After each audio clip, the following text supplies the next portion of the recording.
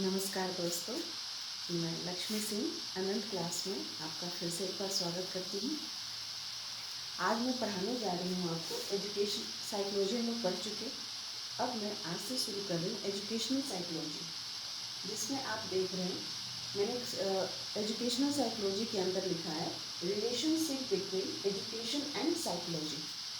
ठीक है, यानी कि आज मैं शुरू कर रही हूँ शिक्षा और मनोविज्ञान के बीच में संबंध क्या है। पहले हम इसकी बात करेंगे, फिर हम आगे शिक्षा मनोविज्ञान के बारे में पढ़ेंगे। आज हम पहले शिक्षा और मनोविज्ञान को जानते हैं। शुरू करते हैं क्लास। शिक्षा तथा मनोविज्ञान आखिर है क्या, आखिर ये दोनों एक साथ आए कैसे। शिक्षा और मनोविज्ञान का मनोविज्ञान सिद्धांत और व्यवहार का समन्वय है। शिक्षा हमें क्या सिखाती है? व्यवहार। मनोविज्ञान क्या देता है हमें? शिक्षा को क्या दे रहा है? सिद्धांत। इसी चीज़ को मैं कह रही हूँ कि शिक्षा और मनोविज्ञान सिद्धांत और मनुष्य के व्यवहार का समन्वय है, कोऑर्डिनेशन है। ठीक है, इस चीज़ को कहा जाता है कि शिक्षा और मनोविज्ञान का पारस्परिक संबंध किस प्रकार बना। तो यह पारस्परिक संबंध किससे है? मानव के व्यवहार से है। आ रही बात समझ में? तो अब इस बात को हम कह सकते हैं कि शिक्षा और मनोविज्ञान का आखिर संबंध क्यों जरूरी है। शिक्षा और मनोविज्ञान का संबंध जरूरी है मनुष्य के व्यवहार के समुचित विकास करने के लिए आवश्यक है। भाई, मनोविज्ञान हम लोगों ने पढ़ लिया, उसमें हमने देखा कि हाँ, ये व्यवहार का विज्ञान है। हमने बात की थी इसमें, वॉटसन ने बात कही थी कि मनोविज्ञान क्या है, ये मनुष्य के व्यवहार का विज्ञान है, ये बात हो गई। लेकिन शिक्षा का उसमें क्या काम है? शिक्षा का काम ये है कि वो उसके विकास में उसको मदद करे। हाँ, ज्ञान होगा तभी तो हम अपने व्यवहार को धीरे धीरे परिवर्तित भी कर सकते हैं। तो उस चीज़ को यहाँ पे वही चीज़ कह रहा है कि शिक्षा और मनोविज्ञान का पारस्परिक संबंध किस लिए हुआ? क्योंकि मनुष्य के व्यवहार के समुचित विकास के लिए यह किया गया। यानी हम देख रहे हैं इसमें जो भी मैं बात कह रही हूँ शिक्षा और मनोविज्ञान के संबंध में, कुल मिलाकर यह बात किसकी हो रही है? मनुष्य के व्यवहार की, मानव व्यवहार की। ठीक है, इसके बारे में क्रो एंड क्रो ने एक परिभाषा अपने दी है शिक्षा मनोविज्ञान के तहत। मनोविज्ञान सीखने से संबंधित मानव विकास के कैसे की व्याख्या करता है। ध्यान दीजिएगा इस चीज को। क्रो एंड क्रो साहब ने कहा मनोविज्ञान सीखने से संबंधित मानव के विकास के कैसे की व्याख्या करता है। शिक्षा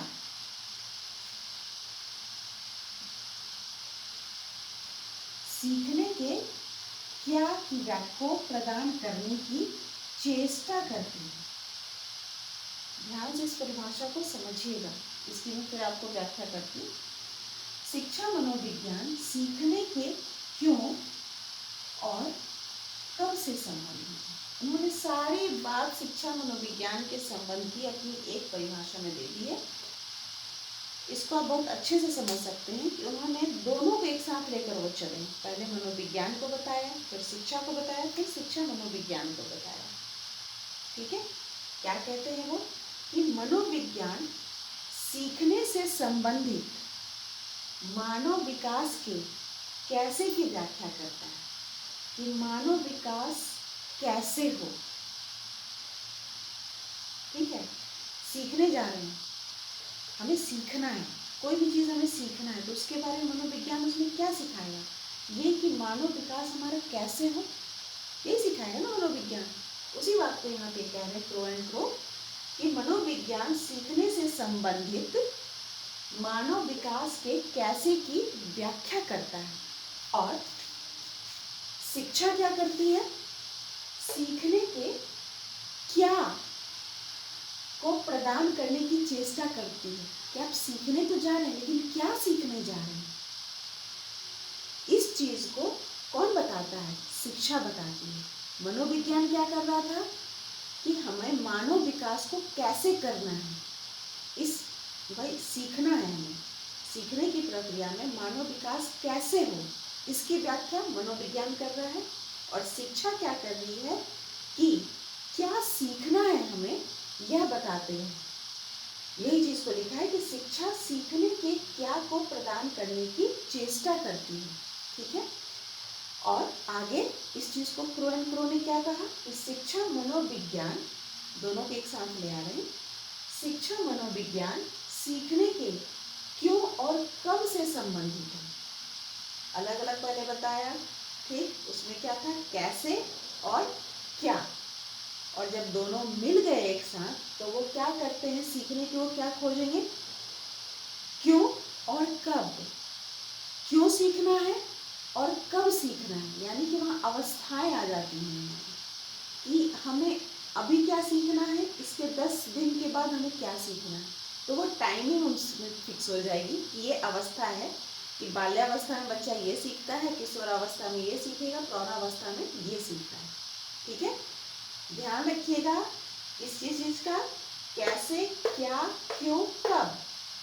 कैसे मनोविज्ञान बताता है, क्या शिक्षा बता रही है, और शिक्षा मनोविज्ञान किस पे बात कर रहा है, क्यों और कब, और किस संदर्भ में बात हो रही है। संदर्भ हमारा है हर जगह सीखना। संदर्भ हर जगह हमारा क्या है, सीखना। मैंने ब्लू से आउटलाइन दे दी है, आप इसको देखिएगा। चाहे तो आप स्क्रीनशॉट भी ले सकते हैं, और जो मैं बोल रही हूँ इसको भी आप चाहे तो नोटबुक पे भी लिख सकते हैं। मैं बार बार कह रही हूँ इस बात को, जो भी परिभाषा है उसकी व्याख्या आप अपने शब्दों में करिए, ये आपके एकेडमिक में बहुत ही काम आएंगे।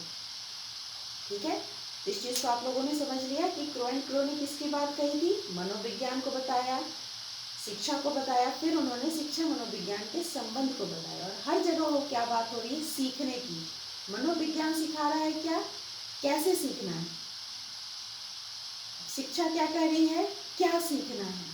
और शिक्षा मनोविज्ञान किस पे सीखने को बल दे रही है, क्यों और कब से संबंधित करता है। ठीक है, हम अब आगे बढ़ते हैं। हम तो आप सब देख रहे हैं कि इसमें शिक्षा मनोविज्ञान के बीच की कड़ी क्या है। शिक्षा मनोविज्ञान के बीच की कड़ी हमारी इसमें बीच में क्या आ रही है, ये क्या है, मानव व्यवहार। हमारा व्यवहार हम ही तो हैं जो सीखेंगे। शिक्षा मनोविज्ञान किसको सिखाएगी, हम मनुष्यों को तो सिखा रही है। तो ये क्या है, शिक्षा और मनोविज्ञान के बीच की कड़ी क्या है, मानव व्यवहार है। इसके बारे में भी कुछ विद्वानों ने इस बात को कहा, जिसमें से एक आते हैं पिल्सबेरी।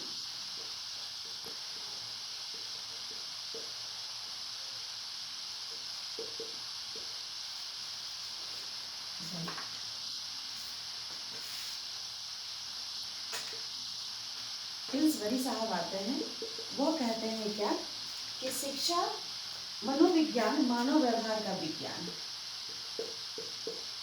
ध्यान रख दीजिएगा पहले परिभाषा को, मैं लिखती हूँ परिभाषा पहले। मनोविज्ञान मानव व्यवहार का विज्ञान है।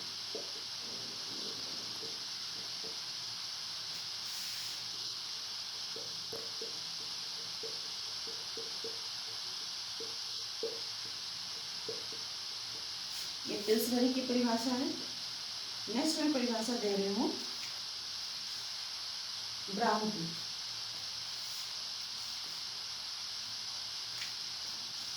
ब्राउन कहते हैं कि शिक्षा वह प्रक्रिया है जिसके द्वारा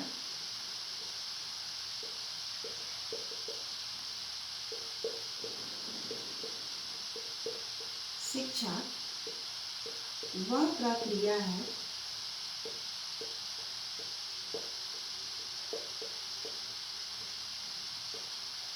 जिसके द्वारा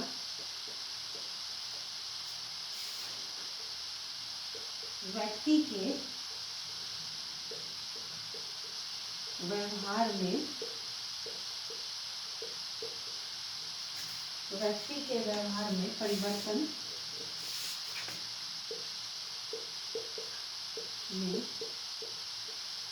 परिवर्तन किया जाता है।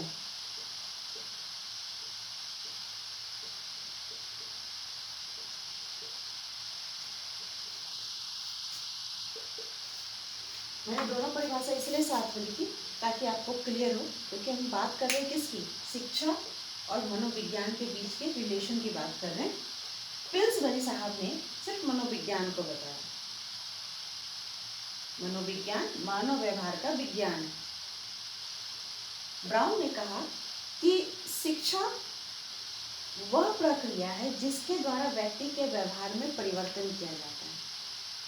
तो दोनों को आप रिलेट करके हम देख सकते हैं ना कि क्या हो रहा है कि शिक्षा और मनोविज्ञान जब मिल जाएंगे तो वो क्या करेंगे, मानव व्यवहार के में परिवर्तन लाएंगे। सिंपल सी बात है। इस चीज को क्या कह रहा है, पिल्सबरी ने क्या कहा, सिंपल उन्होंने बताया इस बात को, मनोविज्ञान मानव व्यवहार का विज्ञान है। और ब्राउन ने क्या कहा कि शिक्षा वह प्रक्रिया है जिसके द्वारा व्यक्ति के व्यवहार में परिवर्तन किया जाता है। यानी कि व्यक्ति के व्यवहार में परिवर्तन शिक्षा लाती है और व्यवहार को कौन बताता है, मनोविज्ञान। ठीक है, तो इस बात को यानी हम कह सकते हैं कि शिक्षा जो है मनोविज्ञान यह स्थान इसलिए। अच्छा, अब उसके बाद एक और परिभाषा आई, एक और परिभाषा मैं बता देती हूँ, चाहे तो आप लोग इसको स्क्रीनशॉट ले लें। एक और परिभाषा आती है, बीएन झा है, उन्होंने परिभाषा दिया है, शिक्षा की प्रक्रिया, बीएन झा जी ने दिया है, और शिक्षा की प्रक्रिया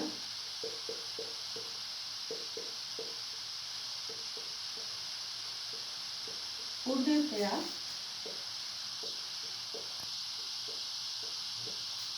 मनोविज्ञान की कृपा पर निर्भर है। पूर्णतया शिक्षा की प्रक्रिया पूर्णतया मनोविज्ञान की कृपा पर निर्भर है। मनोविज्ञान की कृपा पर निर्भर है।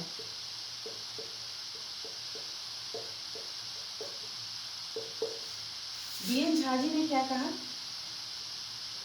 कि शिक्षा की प्रक्रिया पूर्णतया मनोविज्ञान की कृपा पर निर्भर है। तीनों की परिभाषा आप देख रहे हो ना, तीनों को मिलाकर क्या बात हो रही है, हर जगह क्या है, मानव व्यवहारी है।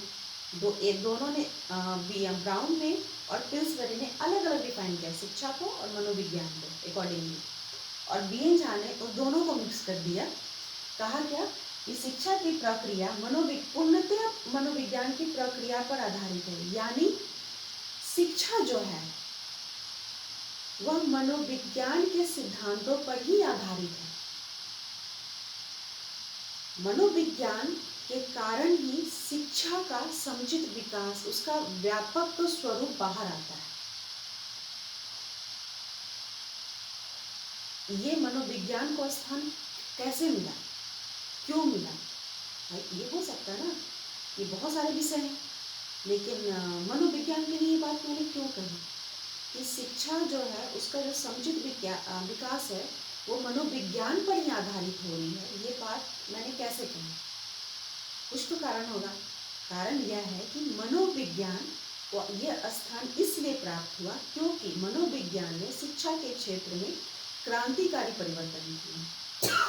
सॉरी, क्रांतिकारी परिवर्तन का मतलब क्या होता है, क्रांति तो नहीं लानी थी, क्रांतिकारी परिवर्तन, क्योंकि प्राचीन की जो हमारी शिक्षा पद्धति थी और आज की जो शिक्षा पद्धति है दोनों में आसमान जमीन का अंतर है। रीजन मनोविज्ञान है। क्रांतिकारी परिवर्तन में इसमें हम देखेंगे इसके मनोविज्ञान के दो भाग होते हैं, एक वैचारिक और एक व्यवहारिक। दोनों ही भाग का परिवर्तन मनोविज्ञान ने शिक्षा के क्षेत्र में किया। वैचारिक परिवर्तन भी किया, व्यवहारिक परिवर्तन भी किया है मनोविज्ञान ने। वह किस प्रकार किया है, वो शिक्षा पद्धति में बदलाव लाकर किया है और बहुत सारी जगह बदलाव लाए हैं जिसके बारे में हम बात करते हैं। आई होप आपको ये परिभाषा समझ में आ गई होगी। अब हम आगे बढ़ते हैं कि क्रांतिकारी परिवर्तन मनोविज्ञान ने शिक्षा के क्षेत्र में किस प्रकार किया।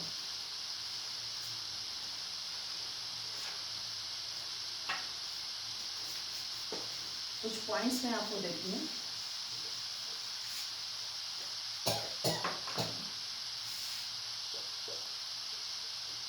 पहले पॉइंट्स में लिख लो, फिर हम उसको डिस्कस करते हैं। बालक का महत्व, बालक को महत्व, बालक को महत्व, फिर से बालक को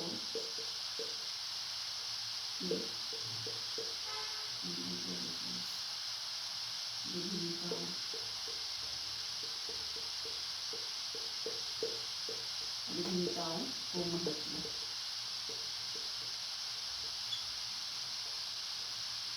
विभिन्नताओं को महत्व है। बालकों की विभिन्न अवस्थाओं को, हाँ विभिन्न अवस्थाओं को भी महत्व कह सकते हैं। बालकों की अवस्थाओं को महत्व, अवस्थाओं को महत्व। अच्छा, शिक्षण पद्धति में भी सुधार, शिक्षण विधि जिसको बोल सकते हैं, शिक्षण विधियों में सुधार,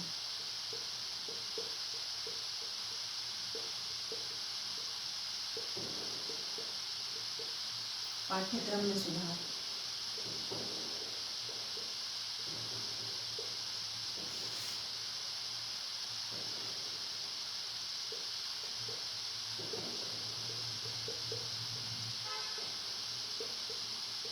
क्रम में सुधार, फिर पाठ्यक्रम सहगामी क्रियाओं में सुधार,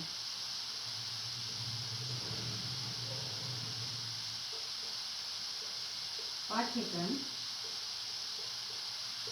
सहगामी क्रियाओं में सुधार।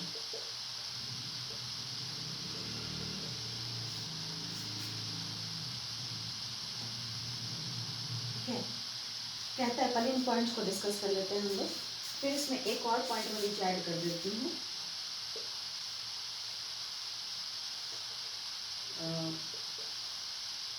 पाठ्यक्रम में सुधार, मूल्यांकन विधि में सुधार, मूल्यांकन विधियों में सुधार,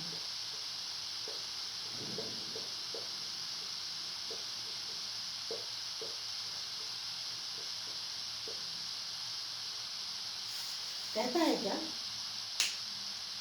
चाहे तो आपको और सारे पॉइंट्स दिखे तो आप और सारे पॉइंट्स उसमें ऐड कर सकते हैं। कहता है क्या, बालक को महत्व, पहले जो हमारी शिक्षा हुआ करती थी प्राचीन समय में, वह अध्यापक केंद्रित हुआ करती थी। बालक मौन हुआ करता था और बालक को पहले कहा जाता था बच्चे को कि वो खाली बर्तन है, उसके अंदर जो चीज़ डाल दो वो ज्ञान उसको प्राप्त हो जाएगा। अध्यापक ही बोलेगा और बच्चा जो चुपचाप मौन होकर सुनता रहेगा और जो अध्यापक पढ़ाएगा वही कंठस्थ करके उसको चले जाना है। नहीं, बच्चा खाली बर्तन नहीं होता, उसका दिमाग में बहुत सारी चीज़ें होती हैं जो वो अपने से देखकर सीख सकता है। तो मनोविज्ञान ने इस बात को खंडित करके कहा कि नहीं, अध्यापक की कही हुई हर बात नहीं सुननी है, बच्चे को उसके हिसाब, उसके तरीके से भी उसको हर कुछ सीखना है। इसीलिए अब जो शिक्षा पद्धति होगी वो हमारी क्या होगी, बाल केंद्रित होगी, या कि अध्यापक केंद्रित होगी। इसलिए आज देख रहे हो कि आज जो भी एजुकेशन है हमारी वो चाइल्ड सेंटर्ड है, टीचर सेंटर्ड नहीं है। ठीक है, नेक्स्ट है बालकों की विभिन्नताओं को महत्व। हर बच्चे अलग अलग कैटेगरी से आते हैं, इंडिविजुअल डिफरेंसेस जैसे बच्चों में होते हैं। कोई बच्चा बड़े घर से आता है, कोई मध्यम वर्ग से आता है, कोई नीचे वर्ग से आता है, लेकिन सबको एक जगह समरूप बैठते हैं। ठीक है, क्योंकि समान एजुकेशन सबको चाहिए, इक्वल है, इक्वल राइट है। लेकिन कुछ बच्चे ऐसे भी होते हैं जो शारीरिक तौर पर, मानसिक तौर पर विकलांग होते हैं। कुछ बोल नहीं पाते, कुछ शरीर से विकलांग होते, कोई सुन नहीं पाता, कोई कुछ देख नहीं पाता, कुछ बच्चे ऐसे होते। तो इस परिस्थिति में क्या सभी बच्चों को एक साथ बैठाना सही होगा? नहीं। तो पहले ये पद्धति नहीं हुआ करती थी, लेकिन जब मनोविज्ञान को ने शिक्षा को प्रभावित किया तब उसने कहा कि नहीं, इन बच्चों के लिए भी एक अलग विद्यालय की होनी चाहिए, उनका पाठ्यक्रम उन्हीं के अकॉर्डिंग होना चाहिए, ना कि जो सामान्य बच्चे पढ़ रहे हैं उनके अकॉर्डिंग हो।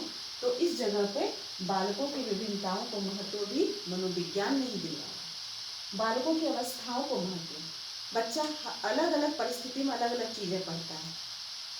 आज के समय में बच्चे जो होते हैं 2 इयर्स में ही प्ले ग्रुप में चले जाते हैं, कि भेज देते हैं हम लोग। ठीक है, पहले ये नहीं थी, पहले बच्चे 5 साल के होते थे तब वो जाते थे स्कूल पढ़ने के लिए। तो ये पद्धति, अब प्ले ग्रुप में बच्चा क्यों भेजा जाता है? क्योंकि बच्चा जब जाता है प्ले में तो अपने ग्रुप में बैठता है, तो अपने ग्रुप में वो बहुत कुछ सीखता है, करना सीखता है।